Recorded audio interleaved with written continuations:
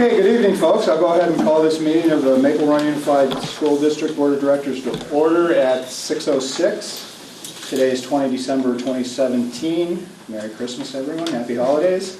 We're meeting at SATEC tonight. We have 5 directors present, representing 5 votes. 2 of those directors are with us electronically. So first I'll start with the agenda review. There's a couple of changes I'd like to make to the agenda with the board's permission. I would like to remove item 8 Charlie, quorum discussion.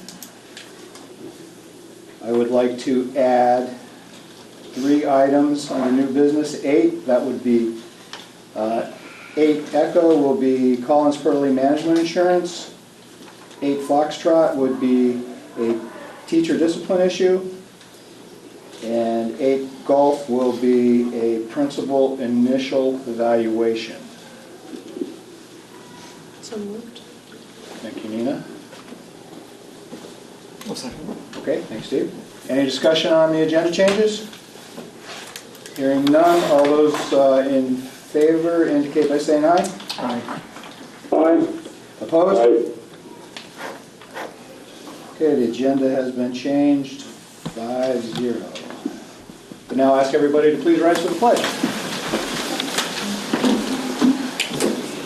I pledge allegiance to the flag of the United States of America and to the republic for which it stands, one nation, under God, indivisible, with liberty and justice for all.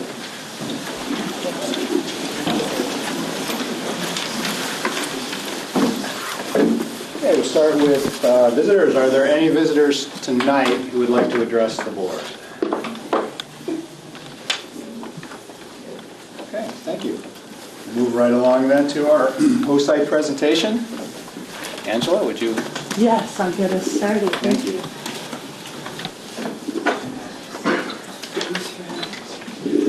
So as you can see in the principal's report that's attached to the board agenda, there's been a lot going on at SATEC the last few months. And, if you have questions at the principal's report time, you're welcome to ask me about anything. But as we were thinking about this evening's board meeting and what would be really important to share with the board, because there's so many things that we could share, I kept going back to the youth leaders of SATEC and the wonderful things that they're doing for the students, teachers, and community, within SATEC and Maple Run. And so, I spoke with them. This is a representation of a much larger group.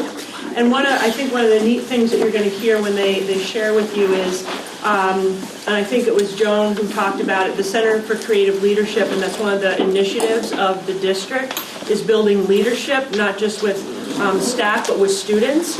And I think when you hear from them, you will see that that's one of their objectives, and that was pretty much separate from knowing about anything else that the district is working on. So I'm really proud of them for that. So they've been working, and they're going to share their story and the things that they've been doing. I will introduce them all. I do want to introduce, and she's going to hide behind me, Mary Rose Bedard. She's the after-school programs coordinator here at SATEC, and she's also the advisor for the youth leaders of SATEC. And advisor is a great word because the students have the ideas, the students do the things, and she really helps advise and guide them. But they're doing the work. They're doing all of the work. So I'm going to let them get started. They have a little slideshow that they're going to speak to. So what we have tonight, representatives, and this, like I said, it's a much larger group, but this is the students who are available and really excited about coming tonight. So we have an 8th grader, Zach Martell, who's going to be speaking to you. We actually have 4 7th graders. We have Riley Babinski, Maya Frost, Drew Ducalon, and Maura Thompson. Oh, you're only 6th grade. I bumped her up a grade. Sorry. Okay. So we have 3 7th graders and actually 4 6th graders. No, it's her brother that's in 7th grade. Sorry about that. So our 6th graders are Maura, who I just announced, and we also have Taylor Olds, Rachel Ledoux, and Sean Baldwin. So thank you all for being here, and I'm going to turn it over to you, and you can share with the board and administrators and your parents all the great things that you've been working on. So go right ahead. Okay. Hi, as Ms. Stebbins introduced, I am Zach. I'm in 8th grade. It means to, I'm sort of speaking for all of them, it means to us to be here, and what this club and leadership club, I guess, is to us is so we can share our leadership on other students below and higher than us. As we went to BFA to do some leadership stuff there. And it's not that leaders are supposed to be leadership, but they're supposed to create leaders. And that's what our club or our meetings are, is to get kids involved and stuff like that. And just like...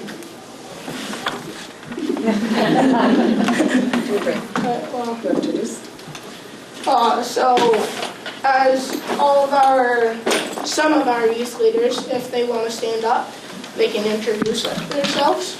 Do you want to start off? My name is Sean Baldwin, as Zach has maybe already explained.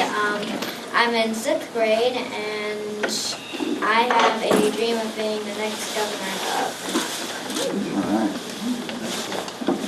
I'm Rachel Adu, as Ms. Stebbins introduced. I'm in 6th grade and I want to go to Harvard. I'm Taylor Olds, as Ms. Stebbins introduced me. I'm in 6th grade and I want to be an art student. Hi, I'm Laura Thompson and I'm in 6th grade. Hi, I'm Riley and I'm in 7th grade. Hi, I'm Maya, and when I grow up I want to save animals. Hi, I'm Drew and I'm in 7th grade, and when I grow up I want to save animals. And I just want to add, I want to be a firefighter, so.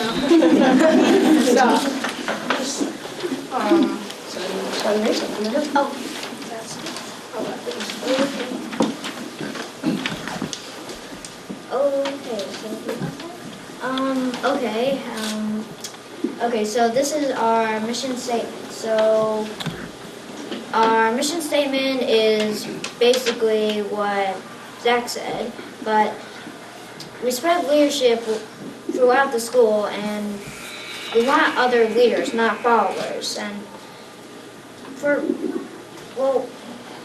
can I say this? Followers don't really make our country really better. They make a little bit less of a country, right? So that's why we want more leaders in our school. And a quote that we found that goes along with that is, true leaders don't create followers, they create more leaders. And the Maple Run mission statement is... It's down below here, sorry. It's down there. We're requiring minds, compassionate hearts, creative expressions, healthy lives, and service to the community develop. So all can learn, achieve, and succeed.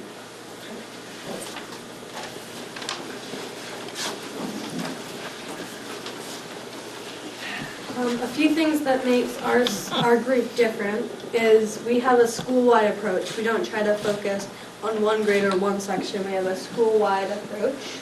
We also have a creative and positive atmosphere for the whole school. We hold school-wide events to show and promote school spirit. We reach out to the community.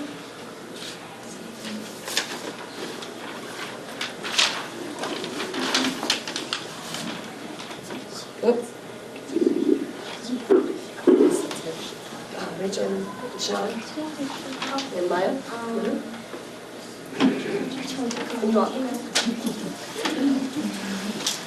So our school-wide approach is a couple things that we've done are pumpkin painting with some of the younger kids.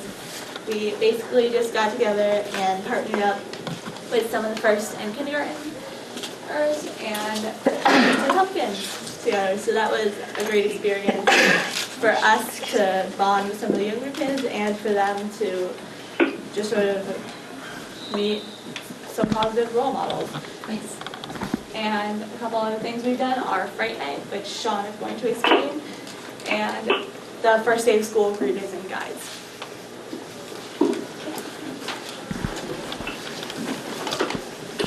Okay, so I would like to explain Fright Night as Rachel has explained. So Fright Night is basically a day where we have fun with children and stuff like that. And this might sound a little cruel, but sometimes we go down to the little kids hallway and we scare some kids. Okay.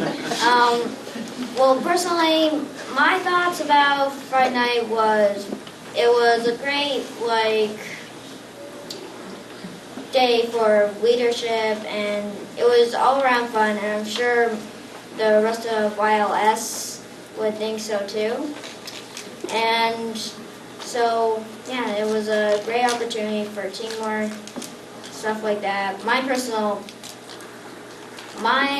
favorite job was the snack chat, and well, the customers weren't that bad. They didn't complain. They didn't do anything like that.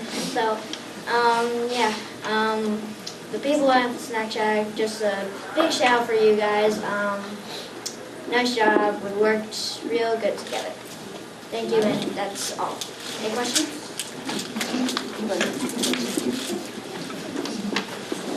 So the first day of school, some of us showed up early and we helped new kids or kids that didn't know where they were going get to their classrooms.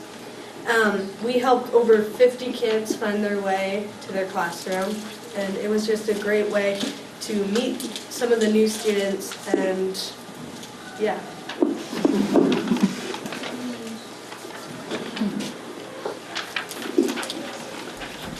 So creating a positive atmosphere, some of the things we did were gifts of gratitude, which is where we had kids in all the grades. During lunch, they could come up to us and write down things they are grateful for their teachers or any of the staff members at SafeTech that have done for them. We've done PBS celebrations like black light dances, movie days, etc. And we've done ukulele too, which is when we went into different classrooms and we asked kids to write down 3 different ideas of how they have been a leader so far that year, and lots of them had a lot of different ideas.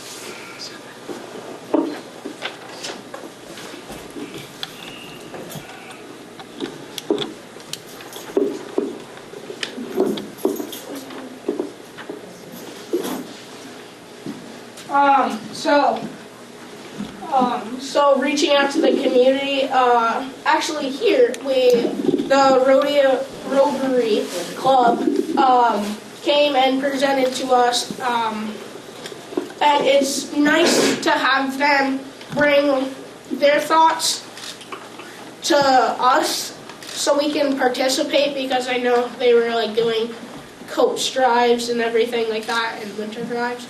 And well, that's where we borrowed the pumpkins from, and I met Bob, yeah. And can't really borrow pumpkins. But, and it was just nice to bring the community to us, and then, so they brought the opportunity to us to present to the community and, get back out into the community and help the community.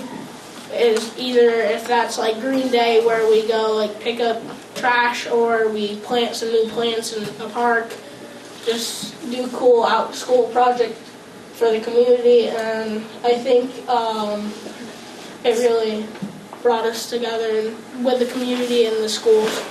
So.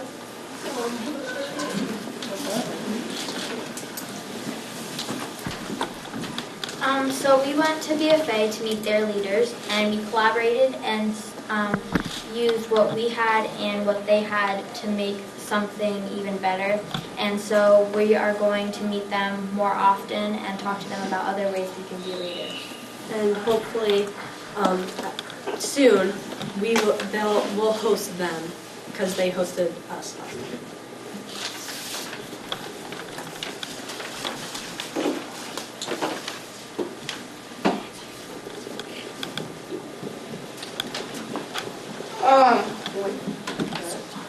I'm sorry.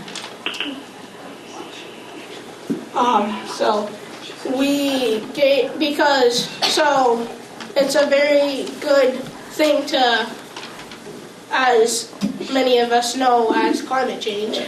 So the solar panels on our roof will improve a little bit at least, and it'll, well, 8th grade, I wasn't one of them, but we presented because around the time we were doing climate change models, and there was like solar, there was air, there was water, everything like that, and we had a couple students from 8th grade to come down and present to the 7th and 8th about the solar panels, and people from like other places came, and it was really fun, and it was a good experience because it sort of explained to us about solar panels and how it would help our school be better even more, and it just helps out with our electricity and the modem.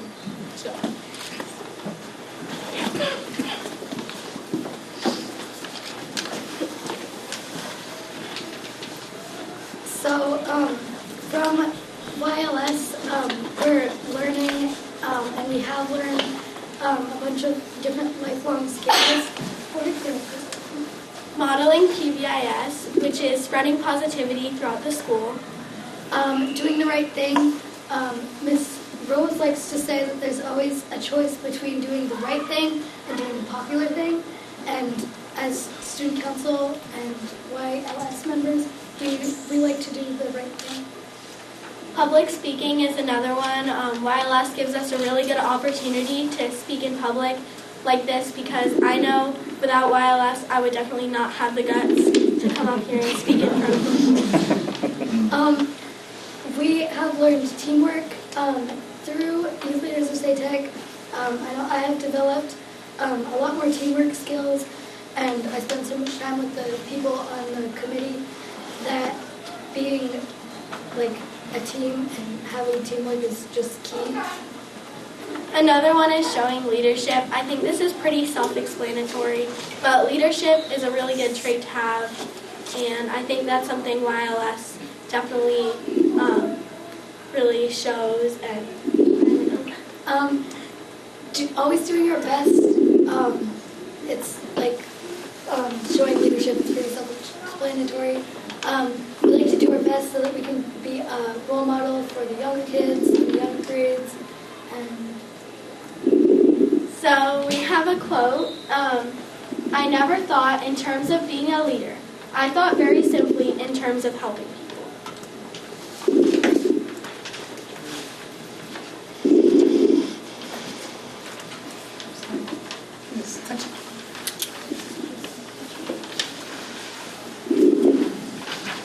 So we have a lot of things that we would like to do in YLS in the future, and a few of those are hold another Spirit Week, which is fairly self-explanatory, post BFA's leadership class, which some of the other YLS members talked about as well. Having our own early act committee, a bit like the Rotary Club, just volunteering around our community, having coat drives, volunteering at local nonprofit businesses, food shelves, things like that, and work more on our project You Can Lead Too by creating more leaders around our school.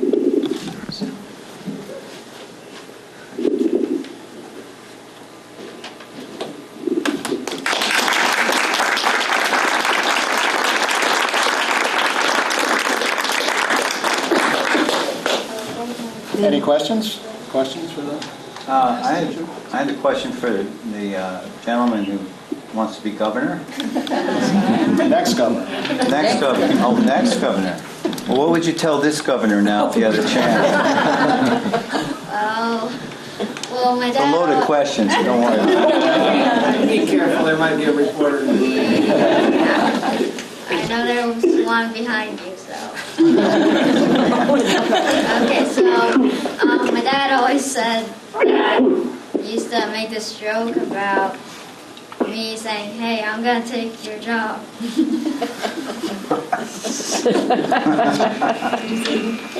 Go ahead, sir. Great job, guys. My name's Dan Thompson, and I know a lot of you. I'm a father of 5, and I just want to give a quick shout out to Rose Bedard. Okay, I've had a lot of interactions with Rose, and I want to do this while you guys are here because I know some of you aren't necessarily in the schools and don't see what she does. Okay, like I said, I have 5 children. I've had a lot of interactions with Rose, both as a parent and as a coach. I've been coaching the soccer teams here for a while. And, you know, the most unique quality that Rose has, of course, a lot of energy would be required by anyone in that position. She covers that. She's got that well under control. But Rose has really high expectations of the kids. And most of you, I'm sure, are parents, which is why you're here. As you know, our kids just meet our expectations. It's the rare kid who strives to exceed your expectations. Well, she places her expectations very high, and she expects the kids to meet them. And Rose Bedard gets a lot out of these kids. Her expectations are not with respect to performance. They're with respect to effort. And I think every kid who spends time with Rose knows that anything less than 100% effort is not acceptable. And you all need to be aware of that because, like I said, unless you're in the school, you don't see it. Thank you. Any other questions, guys? I got to ask you about Friday night. I can't help it. Okay. So was it the younger kid you were scared? Yeah, that's why I said that. Well, I said like, It was an my evening size. event, Sean. Make sure that was an evening. Yeah, I didn't want to sound like offensive or We did tone it down from the scares we did for the older kids, so they weren't crying their eyes out. We used to do something similar when I was a kid. We didn't scare the little kids. They were crying their eyes out. Yeah, the haunted hallway is one of the things. So it's a K-8 event. It held here at the school. It's for families to come in and spend some time with their kids. And we do, as a fundraiser for us, which charges $2 at the door. And we do our haunted hallway, which is always the hit. Everybody wants to be on the scare team. And we also have face painting, and we do arts and crafts. We have a costume contest. It's a really great way to have the families come into the school and enjoy an hour and a half with their child. That doesn't cost $10, $15, $20, $50. And the teachers come and help out, and it's just a nice community feel. And I know the scare team is the favorite part. Also, I want to say that the most stressful part is that we get done school at 3:45 and it starts at 5. So for an hour and 10 minutes, we are running around with our heads cut off. And it definitely requires a lot of teamwork, delegation on my part. But it's a great event, and I know the kids look forward to it. Yeah, we take it easy on the little kids, so they'll come back next year. Yeah. I think you all did a great job presenting. I know it's not easy. You did a wonderful job. I think this leadership program is great. I love the quote you guys had that true leadership is creating more leaders, not followers. Couldn't be more true. I think you've all really got a lot going for you. It's just really nice to see this. Well done. Thank you. All right, thank you. Awesome. Chris has something.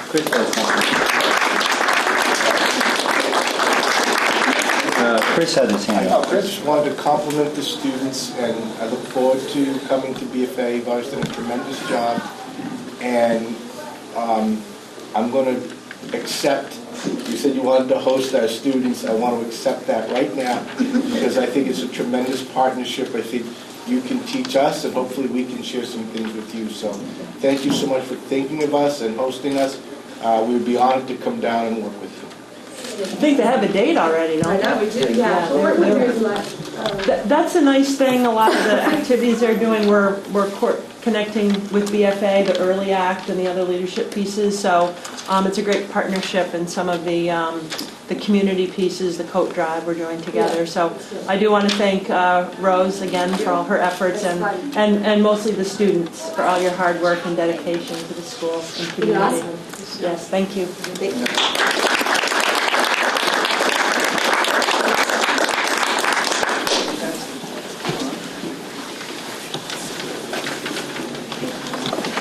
Okay, we move on to the consent agenda. Tonight's consent agenda only consists of the approval of minutes from 6 December, which is attachment 6. If there's no objections, we'll adopt these minutes as part of the consent agenda. Is there any objections? None. Minutes are adopted. Move on to old business. Item 7A is our climate survey executive summary. We have attachment 7A.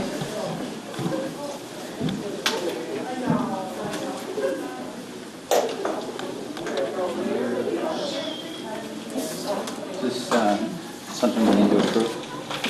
I don't think so. No, I think this is the executive summary. If anybody has any questions on it, this is basically the results of what came out of our Fairfield survey. Is this public yet, Kevin? It will be made public.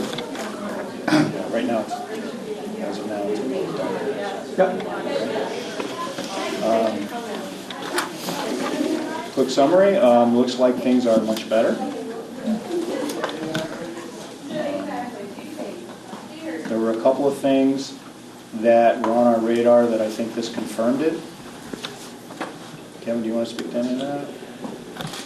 Well, as Jim said, there are a few areas that generally it was a very positive survey. As I think I said the last time, I was very impressed and very pleased with the thoughtfulness of the people who created this and who took the time to answer the survey. You have the executive summary.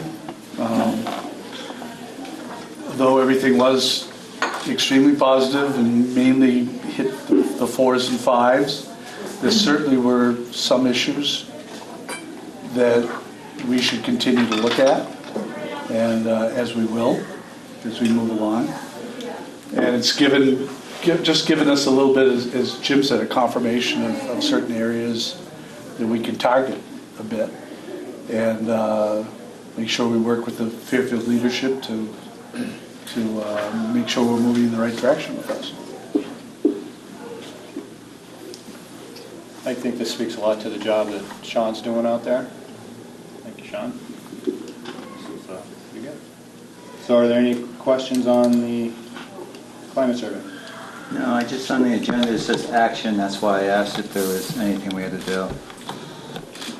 No, just should probably have said possible action. There's no action on this. Okay, thank you. And what my plan is, I'm not sure we're going to be able to get this out tomorrow, which is the last day of school, but we're certainly going to attempt just as soon as possible to work with Sean to get the information, the survey's data out and the executive summary out in the same formats that we put the survey out in the first place. And Sean, that was what, through Facebook? Front Porch Forum, Facebook, and we also included it in my monthly letter to the parents. So this will go out in the same format, is that what you just said? I'm just clarifying. We're going to be putting out the executive summary results and the results of the qualitative results that we received from the survey. You mean the quantitative? I'm sorry, I meant... Not the comments? I meant the quantitative, Thank you. yes. Okay.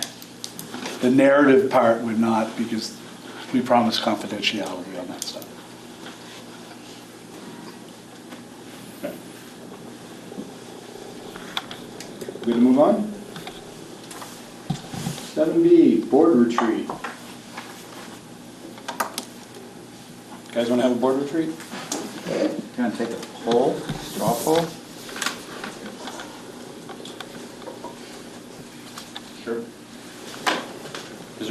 have one? I see none. Do you see? Table till spring. I mean, we meet twice a month, and I know, we're meeting quite a bit now, so. I'm not sure if we had some specific goals that would be different than what we're doing here. then- Yeah, why don't we look at it again after town Some meeting? large event like reorganization, which we certainly had enough of for a while. Yeah, let's take a look at it again after. 'Cause that was the topic, remember? The governance changed for many of the retreats, so it was kind of out of the key one to have one right now, unless there's hot tubs involved.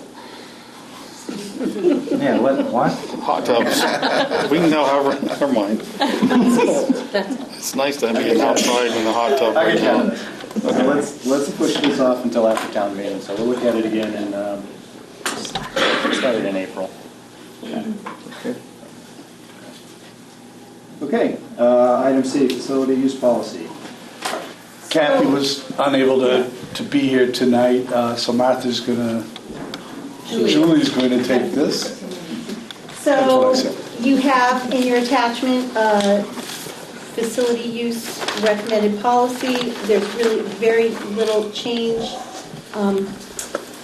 Line 47 has the building administration shall administer the district fee schedule in a manner that does not discriminate. It's very closely aligned to the model policy, recommended policy on SBA. The leadership committee, admin council is finalizing the procedures to go along with this, bringing together the fee schedule. They've done a lot of work on it already. Probably that will be ready for view on the website in January or February.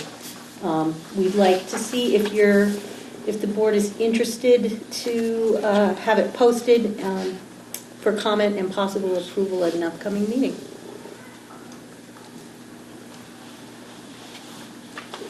So this is not a mandatory policy? No. We wanted to, as we're one district, make sure that we created a procedure for single. So the policy itself is pretty boilerplate. There are a lot of case law implications around the use of facilities, so. And it's pretty much what the policy committee had done. Correct, previously. Previously, it's not much different at all, except for what you said. One sentence. So, do we want a motion to warn this for next meeting, or a motion to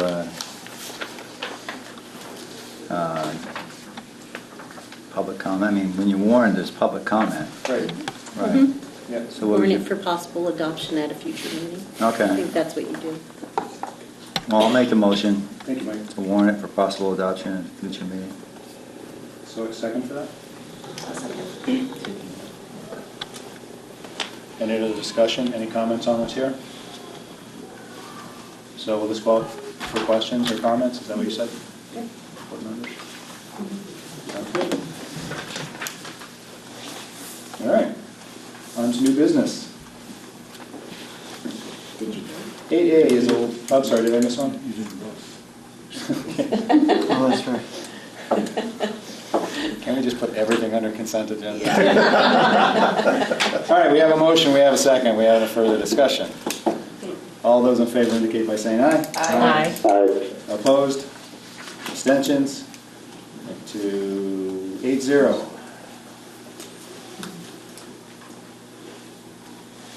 Okay. New business, allowable tuition, which is attachment 8A. And that's Martha. Yes. So each year, a receiving district has to announce what they're going to charge for tuition, which is done in the January timeframe. Is this just a high school thing? This is just a high school thing because BFA is the only school in our district that is a receiving district from other municipalities. There are some individuals that may pay tuition to come into the elementary schools, but that's typically not the norm. So it is basically the high school. So we have to announce a tuition rate in January. We charge that tuition rate through the fiscal year of 2017, which we had set that rate to be $16,400 for BFA for last year. At the end of every fiscal year, all the information is submitted to the state through a stat report, The state does a calculation and comes back with what the allowable tuition rate is. And at that point, you are, the board is allowed to adjust the amount that they charge for tuition for the prior year. If you overcharged by more than 3%, you have to refund the money back to the sending districts. If you undercharged by more than 3%, you can bill for the difference, up to a 10% difference. So the difference that we are allowed to bill out for BFA for last year is an additional $1,286 per student.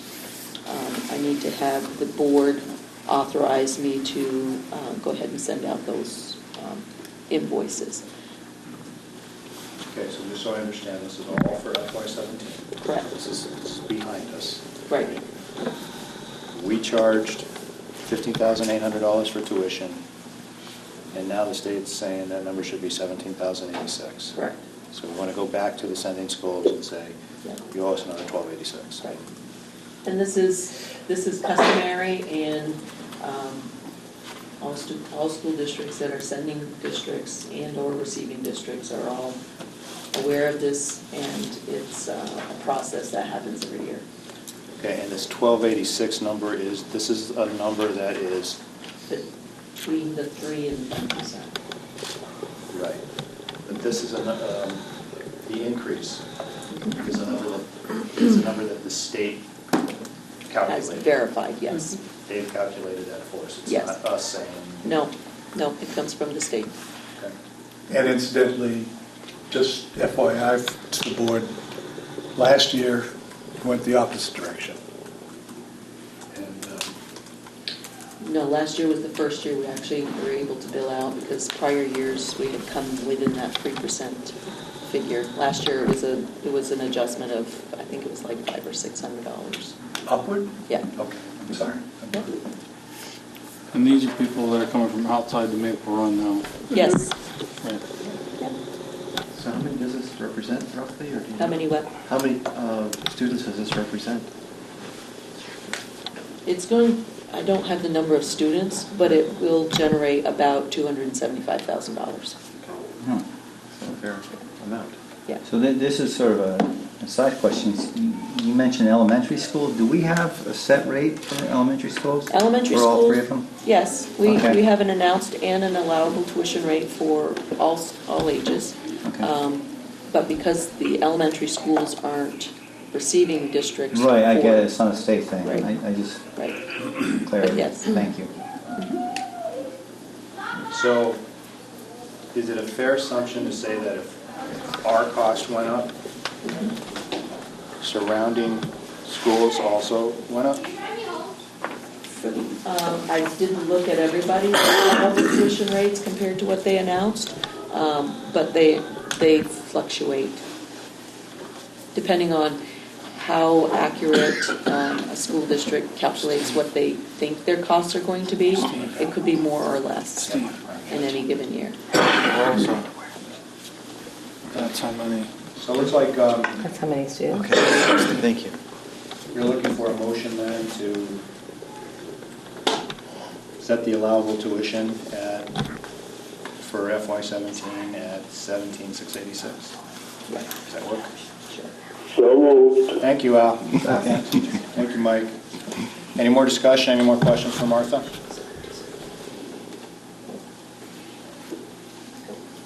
Hearing none. Okay, all in favor indicate by saying aye. Aye. Opposed? Aye. Abstentions?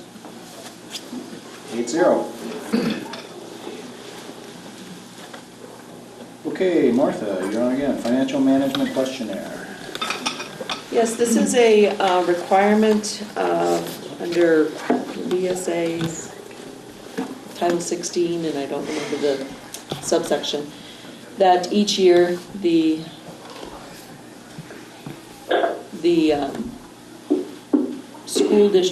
school board will receive this financial management questionnaire filled out for your review, and it's filled out basically in conjunction.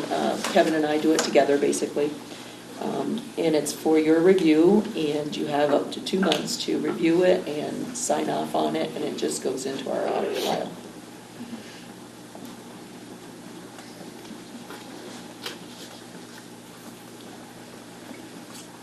So what we have here is the form that's filled out, and the board has to sign off on it. You need all our signatures? No, just the board chair. Okay.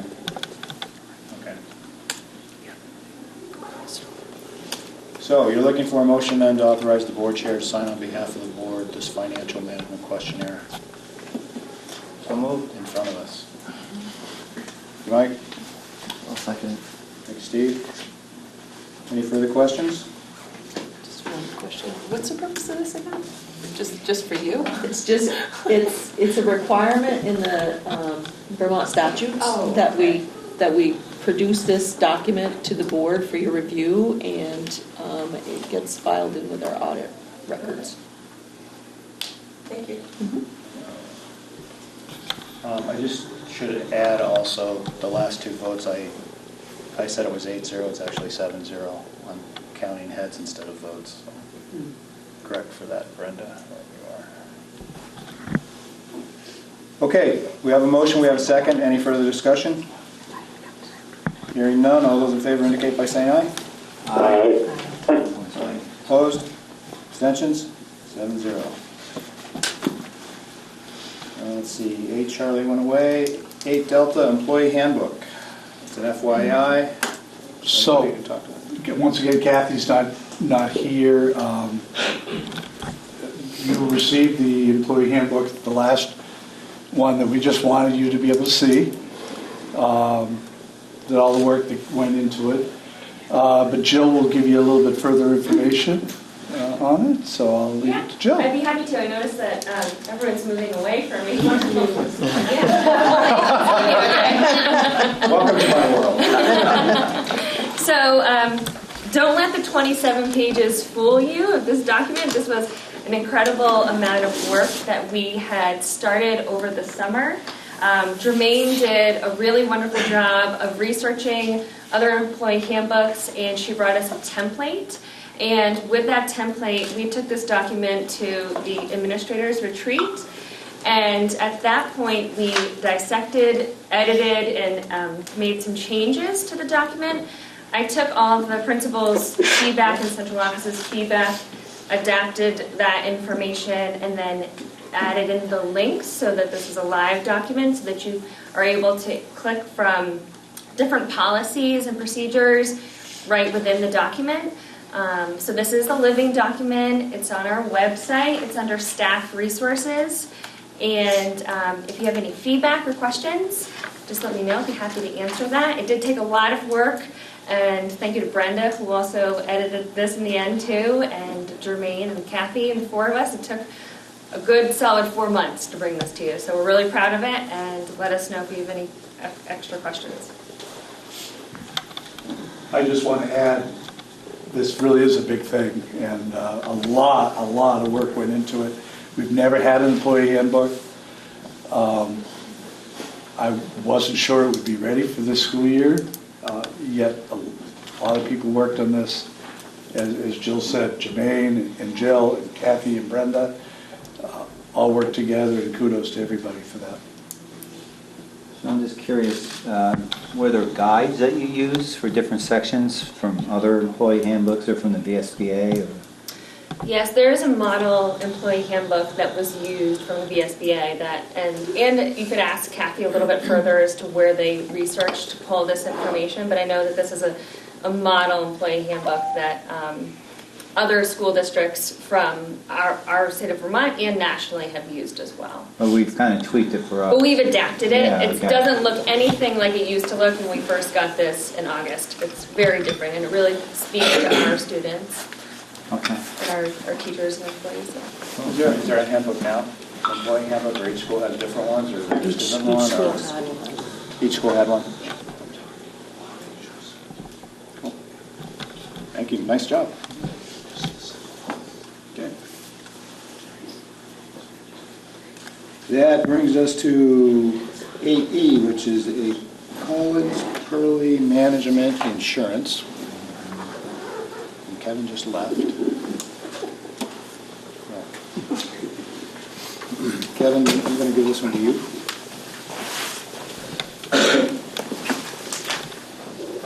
Collins Pearly. Okay, I have some paperwork for you, and then when I get that out, we'll explain it.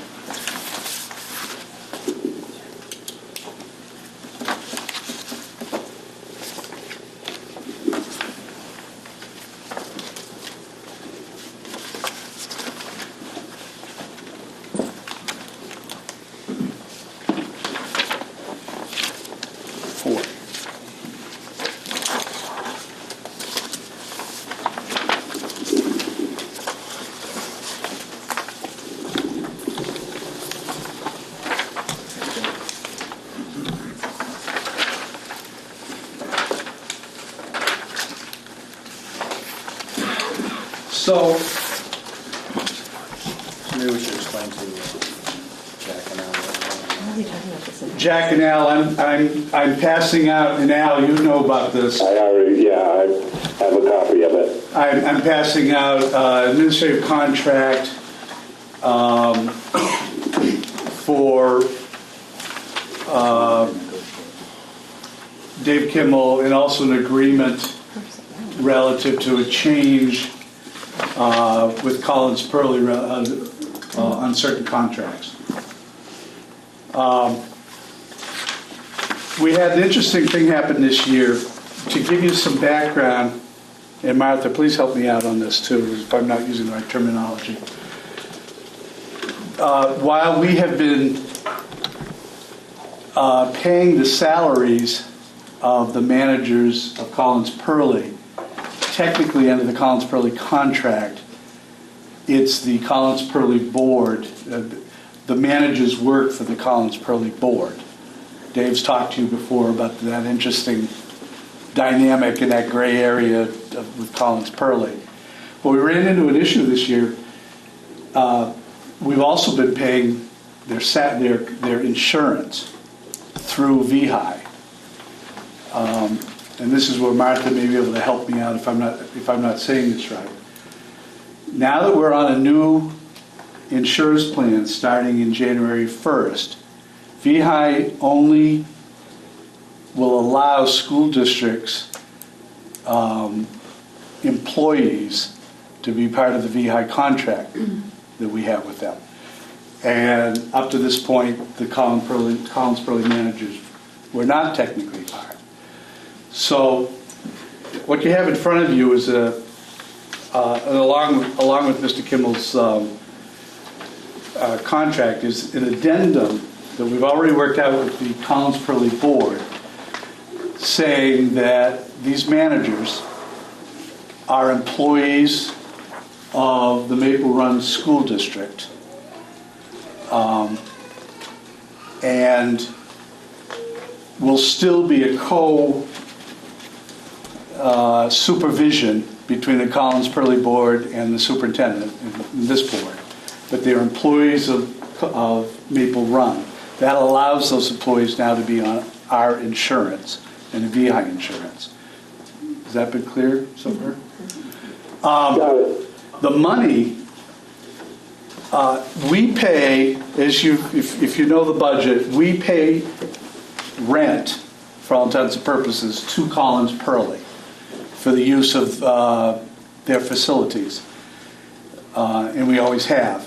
The money that we're now putting out as part of the salaries and as part of the insurance will just be deducted from that rent. So it's cost neutral. But that allows these people to be on our insurance instead of making them go out onto the exchange to do it. So what you have in front of you is the addendum, which is what I was talking about. The Collins Pearly board has already been discussed with it and are fine with it. And actually think it's a very positive thing to do. And then you also have just for your perusal, is it means that David Kimmel will now be on an administrative contract, and you have that in front of you. Al, is there anything I should add? Does that sound complete?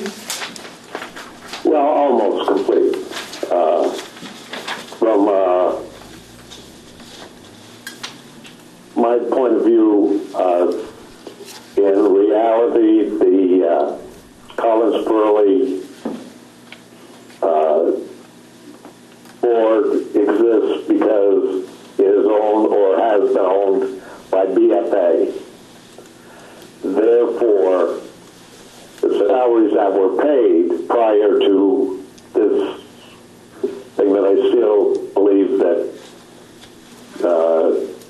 legally it's, but be that as it may. So under the fact that the Collins Pearly facility is actually owned by BFA, and BFA set up the Collins Pearly board to manage it, it still does not preclude the fact that those three employees are actually under the ownership of BFA. And hence Maple Run. And yeah, but I'm taking it back to things.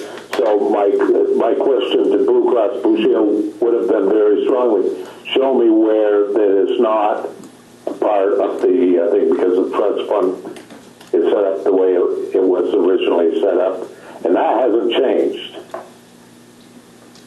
And so, but be that as it may, to make ease, and I think that I agree to that it's fine the way it's going to go. So if we execute these documents, all our problems go away. As far as insurance coverages, yes. Right. I'm not going to say all. I'm going to say as far as health insurance coverages. Okay. So, if I could, as insurance costs go up, does that mean the rent that we pay continues to diminish? If it's, will it be revenue neutral going forward in perpetuity? So the way that it's handled is Collins Pearly manager and Collins Pearly board puts together their expense budget. They calculate what they need to run the facility for the year. They take all other revenue sources that they generate, which are admissions to all the different things that they offer, the membership fees and so on and so forth. And the difference between their expenses and revenue that they generate is how much the Maple Run board in our budget pays for rent. So it's gonna continue the same as it always has. Got it. It'll just be a smaller piece of rent, but we'll have the employees in the Maple Run budget. Thank you. Before we get any more discussion, let's get a motion on the floor. Al, were you going to make a motion? Yes, I did. Thank you. I'll second. Who won? Whoever. All right, we have a motion and a second.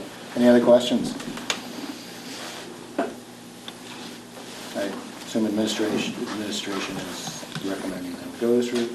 We think it's clean. Yeah. Yeah. And that's the only difference with the contract to Dave then, I guess? Yes. Okay. So Al, does your motion include both of these documents? Yeah. Okay. So just one thing, it's Dave's contract. I mean, both documents, there's only one. Well, no, we have two. We have Dave's contract, and we have that addendum, the contract between Collins Pearly and us. Okay, so does somebody want to make a motion then to approve Dave's contract so we can... Yeah, no, go ahead. I didn't realize that was... I thought that's what we I didn't hear that in the beginning. Okay. Did we vote on the other motion? No, we haven't voted on the other motion. But I have a question. Is that only Dave's contract? Yes, right now. All we have right now. Okay, so Al, are you amending your motion? Yes. Thank you. Second amended? Yes. All right. More discussion? Just, his contract now comes under central office and Administration. administration. So you guys will be handling that? Yep. Okay, thank you. And just for clarity, just so that there isn't no misunderstanding, there are 2 other employees, but because they're not administrative level, those are done at the next level down, which is at the supervisory unit office. Right. Okay. That's why You mean there was a Maple Run question, office? the district office. District office, Sorry, yeah. district office. Do they fall into teacher level? I mean, His contract then is basically mirrors just the same as any of the other central office people would have. Yes, it is the same as the rest of the administration. Okay. We just have an underlying agreement. Okay. I'm good. Anything else? All right, we have a motion, we have a second. All those in favor indicate by saying aye. Aye. Opposed? Aye. Abstentions? 7-0. Thanks, Al, for representing us on that board as well. You're welcome. All right, item 8F. This is a teacher discipline issue. Clearly falls under executive session under 1 VSA 313.4. A disciplinary action against a public employee. So we'll move that to executive session. 8G also goes to executive session. That's the principal initial evaluation under 1 VSA 313.3, the evaluation of a public employee. So we'll move those to executive session. It moves to other business. We have warrants. And make a motion to approve the warrants. You, Mike. Second. Thank you, Al. Any questions on the motion, on the warrants? Hearing none, all those in favor indicate by saying aye. Aye. Opposed? Abstentions? 7-0.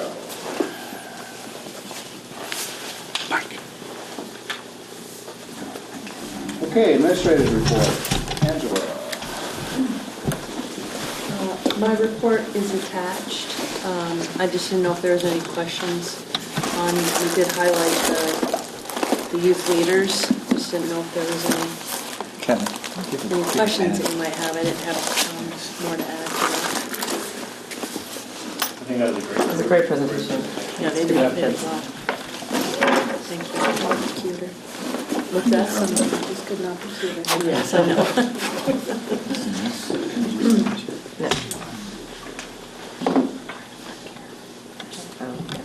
Any questions for Angela on Did you make the cookies?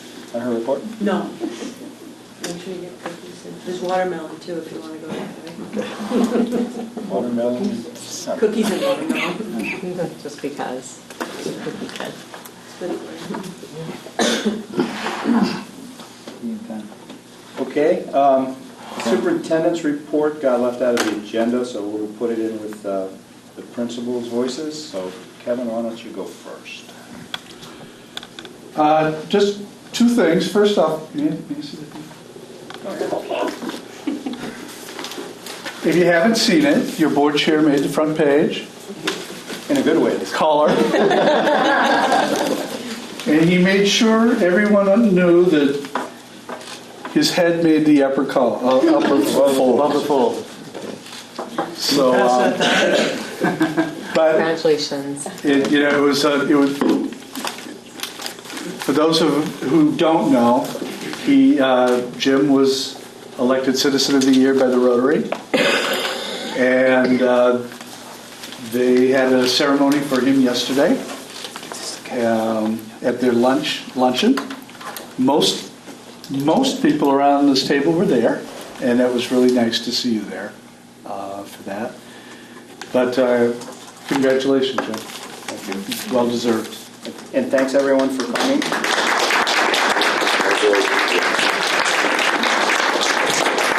I felt a little guilty getting the award for the work that all of you did. However, I got over that real quick. But thanks so much for being there. It was really nice to have you there. Thank you. Kevin, can you pass paper then? I'm sorry? Can you pass the paper? Oh, sure. Anything else? The only other thing I'd mention, I hit the good, now I have to hit the mediocre.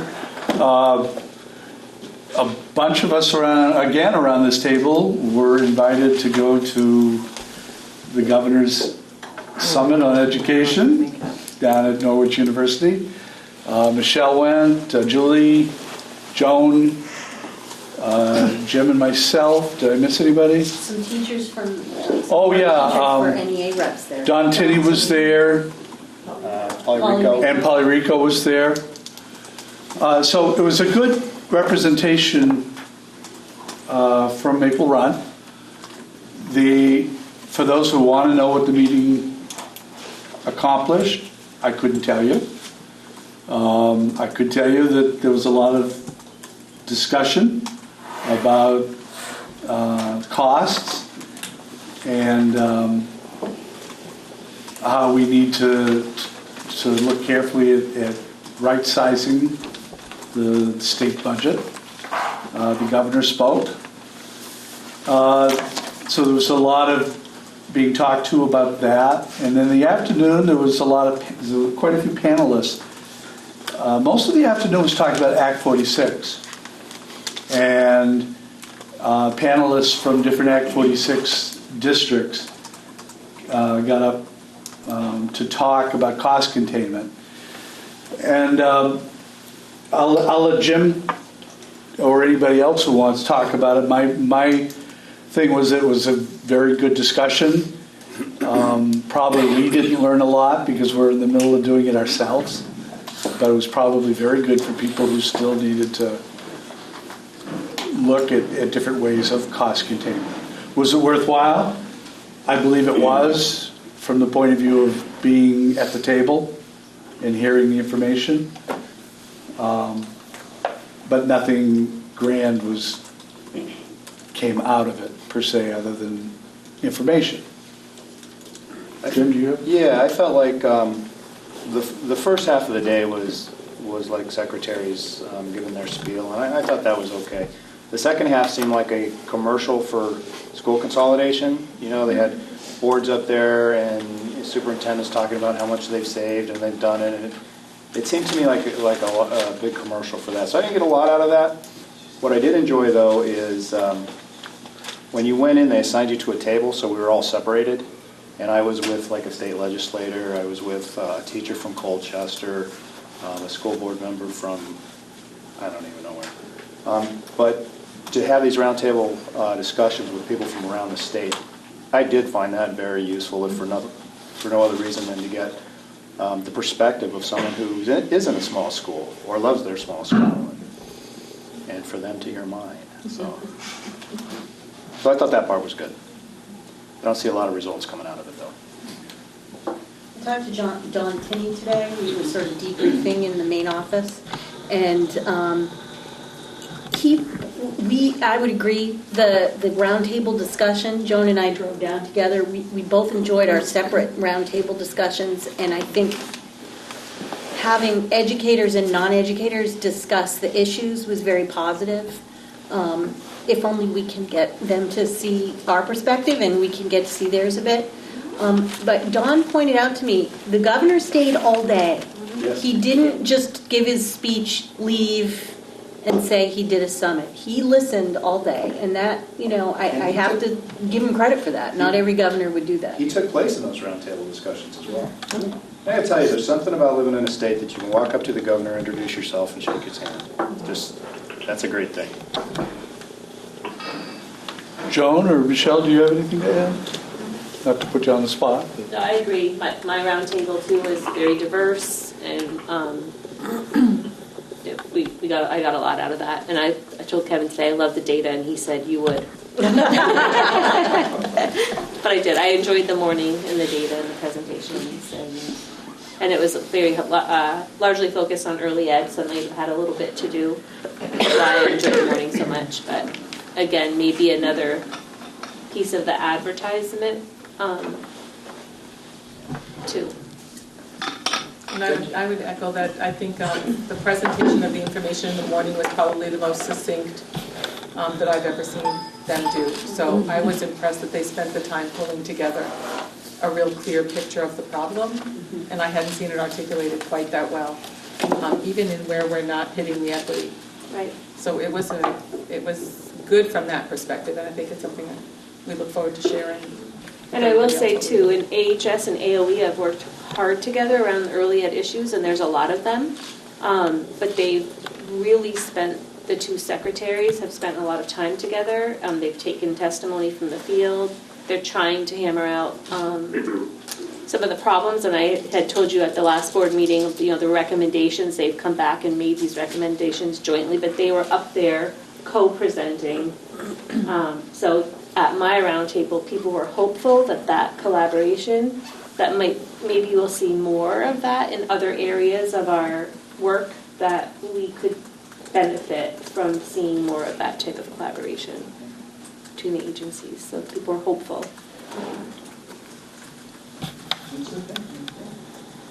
Okay, principals' voices.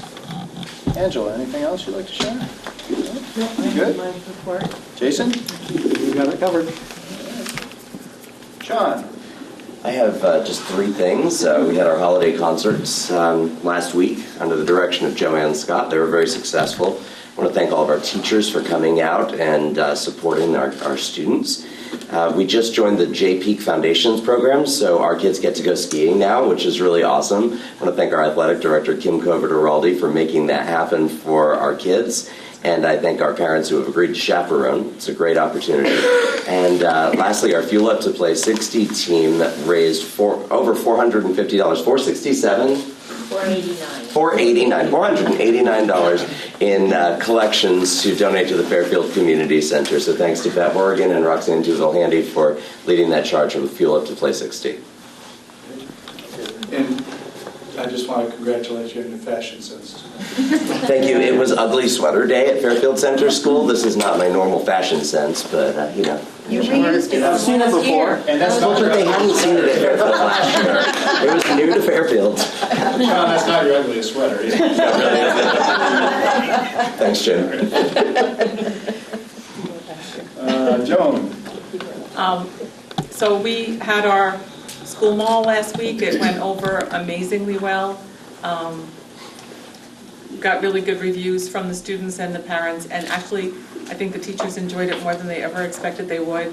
When I was walking around, everyone's like, so next year when we do this, and I'm like, that's not our theme next year. But it's a tradition. It's like, it's not a tradition when we do it once. But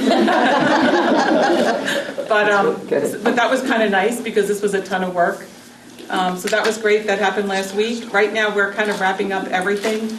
But today, Rusty brought back an old tradition, and he had the 5th and 6th grade students put together an obstacle course. That they had a huge assembly with all 1st through 6th grade students in the gym. And after the students went through the obstacle course, a group of teachers went through the obstacle course. And from what I hear, because we didn't get to be there, you couldn't hear yourself think in that room when the teachers were going through because the kids were having such a great time. So it's just such a nice thing, everyone coming together and sort of celebrating and ending the year in a nice positive way. Well, I can speak to the mall because I went there and lightened my pockets as well. The only thing I can say is there wasn't enough product because things sold out really quickly. Supply and demand. And my dog was totally bummed that I didn't bring home any homemade treats. I've got some. Would you like some? How did he get them? He was there early, I heard. But you're right. It looked like everybody was having a really good time, especially the teachers. So I think it was a big success. You may have a tradition on your hands. I don't know. Stacy? Nothing, just looking forward to comfy pajama day tomorrow, school-wide. So when you see Joan out in the community in your pajamas, don't be alarmed.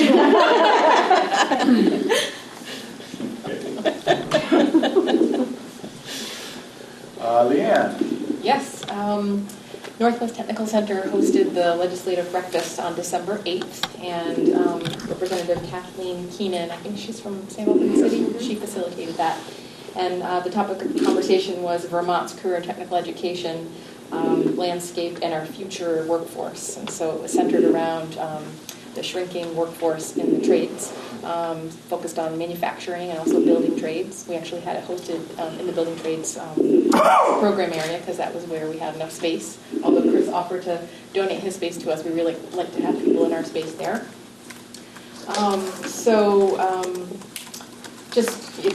Something that came out of it was exposing students earlier to career and technical education and letting them know what opportunities are in the trades.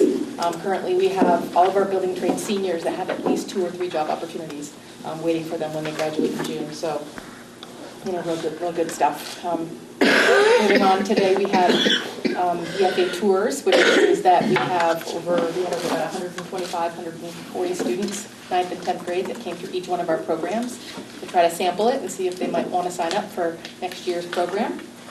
Very busy time there. My next item is that Secretary Rebecca Holcomb sent out a memo to schools looking for nominations for the 2018 Presidential Scholars Program. And Northwest Tech Center nominated 2 students, and we received a letter, along with Kevin, receiving a letter that our student, Joseph Wills, was selected. He is a BFA student. They select 20 high school students and 5 CTE students, and so we're really, really proud of him. So they look for outstanding scholarship, leadership, and service to their communities, and he really embodies all of those.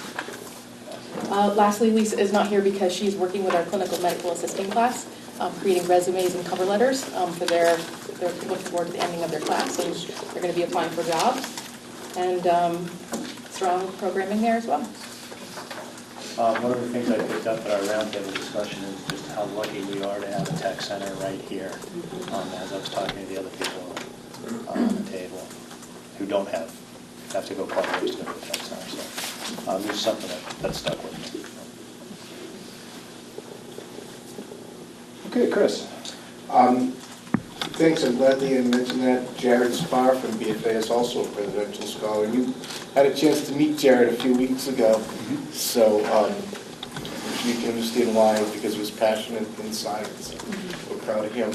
I just wanted to mention, in looking ahead to next year, as in about a week and a half from now, we have PD, our professional development, on January 2nd. And we have a presenter.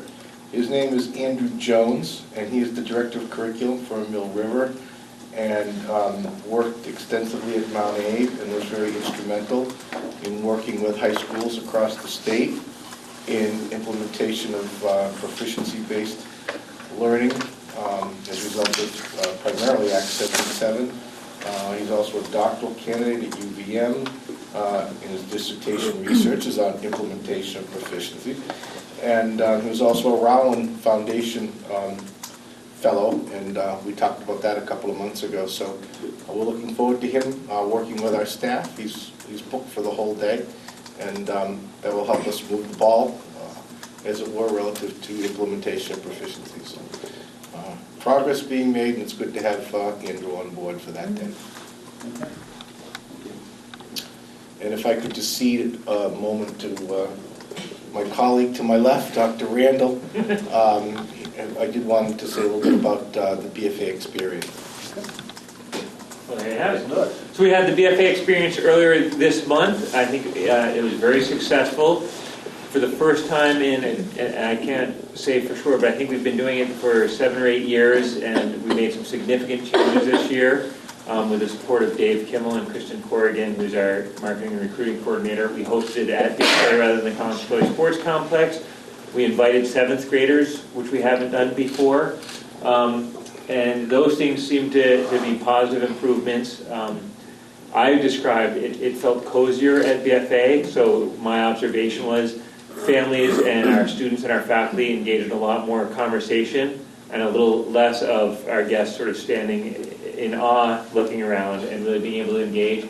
We had better attendance than we've had in the last few years of 8th graders, and then we had some 7th graders on top of that, so that was nice to see. Somewhere between 35 and 40% of the 8th graders from all of our sending schools attended, which was fantastic. It was also earlier in the year this year. Usually that's something we do in January. I think the weather might have helped the attendance. I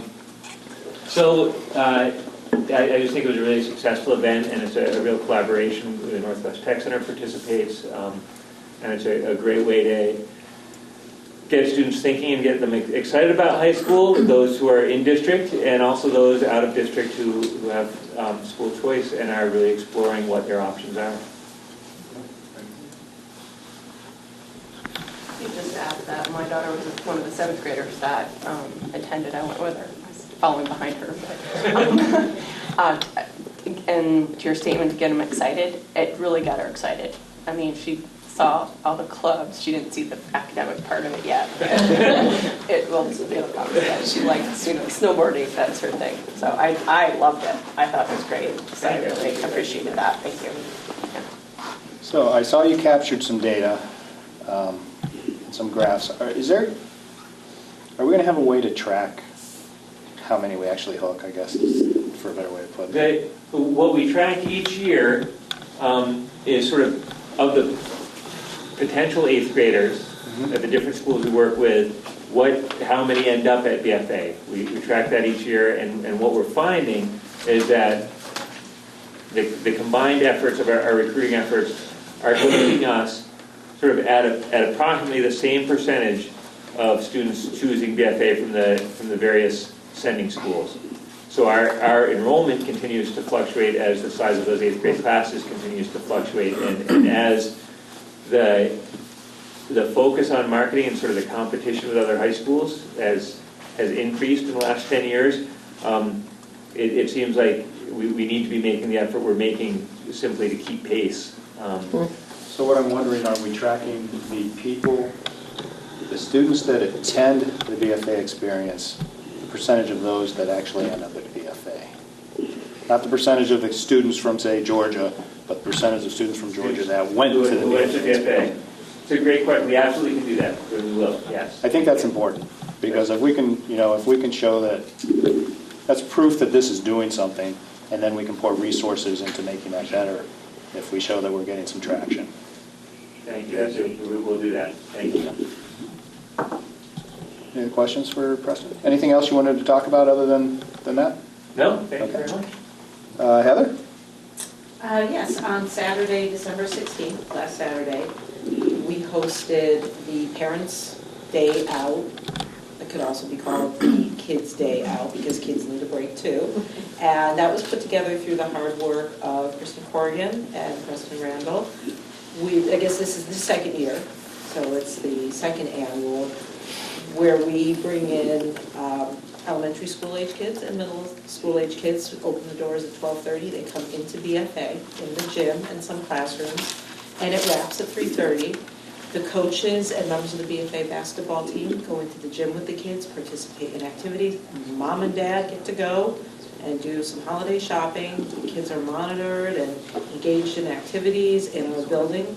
They're interacting with our students. Not only does it buy parents, guardians a chance to get out and know that their kids are safe, but it brings the future BFA students into our building, and they know us and they know our faces, and they get to see the kids. So that's really nice.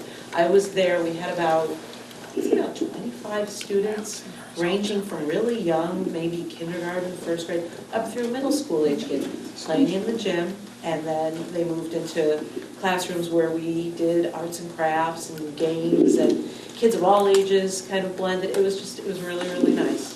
It was a nice thing to do for our community, and it's a nice thing to do to once again build that bridge, build that relationship with future students and parents.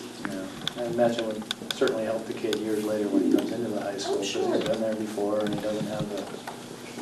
And there was this one boy who was playing like a holiday version of Monopoly, and I can't stand Monopoly. It's so long and hard. And he sat there for the whole time with this whole contingent of kids. Like he was like a magnet. I couldn't figure it out. And he had the patience of Job. He sat there with those kids and played Monopoly for like 4 hours. He was really bored unto himself. So that was really a great experience. Okay, did I miss anybody? All right.